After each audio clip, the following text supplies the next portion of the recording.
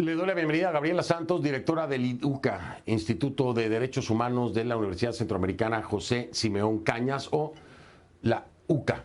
Gabriela, bienvenida, gracias por estar aquí. Buenas noches, gracias a ustedes por la invitación.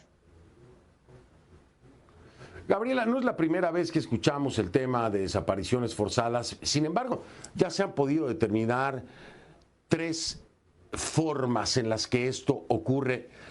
De las tres, en un contexto democrático alejado de un estado de excepción, estamos hablando de ilegalidades y de atropellos inimaginables en contra de los derechos de cualquier persona. La desaparición forzada como tal ya es un crimen. El hecho de que aparezcan después muertos y se les notifique sin ninguna explicación, te lo repito, Gabriela, en un contexto alejado de un estado de excepción es completamente ilegal y responsabilidad de un estado. ¿Es así como lo ven ustedes? Sí, justamente estamos viendo un patrón constante y sistemático de violación a derechos humanos, como lo mencionas, sin un contexto donde no hay esa deriva democrática. Ya de por sí la desaparición forzada es terrible porque también estamos ante una situación de impunidad donde no se sabe qué pasa con la persona en el contexto en el que nos encontramos con un régimen de excepción y las distintas reformas en materia penal que quitan el derecho a defensa, a una debida justicia, promueven la impunidad y demás. Entonces estamos también frente a una situación donde no hay garantías de ningún tipo para poderle hacer frente. Como organizaciones, nosotros presentamos aportes ante el Comité contra la Desaparición Forzada, el grupo de trabajo también sobre desapariciones forzadas involuntarias, sobre ese concepto que a veces puede ser no tan familiar, que es la noción de desaparición forzada de corta duración, que es lo que está sucediendo. Hay un lapso en el que las familias no tienen idea dónde están sus familiares, dónde se encuentran detenidos, si están detenidos y lo peor, si continúan con vida. Como se señaló también dentro de estos tres patrones que se han identificado, hay casos donde sí se reconoce que la persona ha sido detenida, sin embargo, esta fallece dentro de las cárceles y es notificada no de forma oficial, sino lamentablemente a través de funerarias o de otra manera, lo cual realmente es una afrenta y un sufrimiento muy grande para la familia, sobre todo cuando se trata de personas inocentes. ¿Cuál sería, déjame marcar una pausa, Gabriela, pero ¿cuál sería la solución en el contexto internacional? Porque evidentemente, a ver, vamos a ser claros, evidentemente la popularidad de Bukele tiene que ver con el resultado en términos de seguridad. Sí, pero por ahí Isabel Allende decía, por ejemplo, están cambiando los salvadoreños seguridad por democracia. Creo que va más allá. Yo le diría a Isabel Allende, están cambiando no seguridad por democracia, seguridad por derechos. Cuando hablamos de derechos humanos, este es un tema universal que tiene una representación en la jurisdicción internacional. Y ahí es a donde voy, Gabriela. ¿Hay suficientes elementos para llevar esto al ámbito internacional, a la justicia internacional?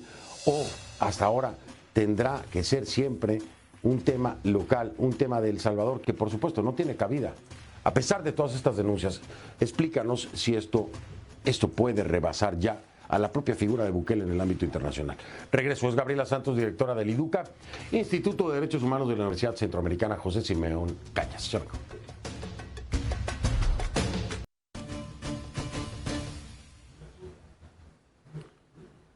Continúo con Gabriela Santos, directora del IDUCA, Instituto de Derechos Humanos de la Universidad Centroamericana José Simeón Cañas. Y te preguntaba, Gabriela, a final de cuentas, cuando hablamos de derechos humanos es un tema universal que tiene espacio en la jurisdicción internacional, en la legislación internacional, incluso en la misma Corte Penal Internacional de La Haya.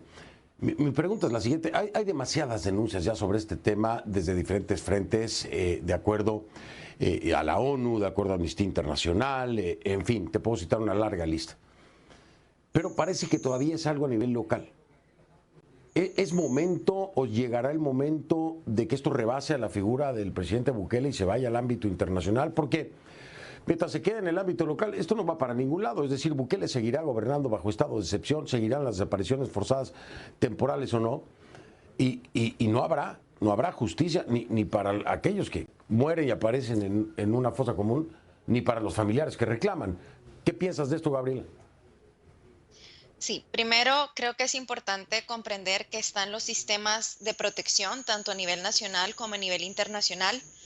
A nivel nacional, pues sabemos, y como ya lo había mencionado, que no hay ningún tipo de garantías, no hay acceso a la justicia, ni ningún tipo de reparación que sea posible en este momento, justamente por la concentración del poder en la que nos encontramos.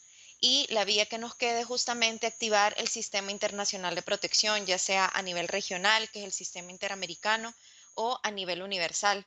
A nivel regional, que también se tienen distintos mecanismos.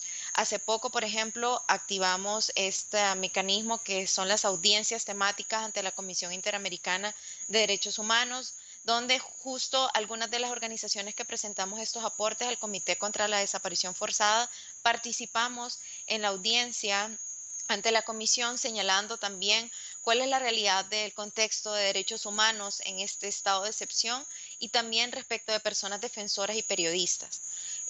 A diferencia de otras audiencias justamente sobre este tema, el Estado se presentó. Lamentablemente tampoco rindió cuenta frente a la Comisión Interamericana sobre la situación en la que nos encontramos, la situación gravísima de violación a derechos humanos, sino que utilizó el espacio de forma también propagandística, lamentablemente. En este sentido, eso es uno de los aspectos que se pueden utilizar, pero también hay otros que también las organizaciones hemos intentado activar a nivel universal, como por ejemplo estos aportes ante el Comité contra la Desaparición Forzada. También el año pasado presentamos lo que se conoce como informe sombra o informe alternativo al Comité contra la Tortura.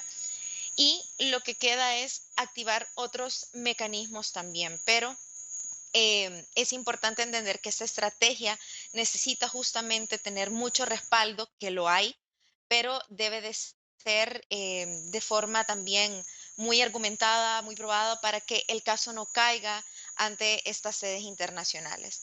Evidentemente, y también es muy lamentable, pues que el interno ya no se tenga esa capacidad de obtener justicia y que solo nos toque como medida alterna poder recurrir a instancias internacionales.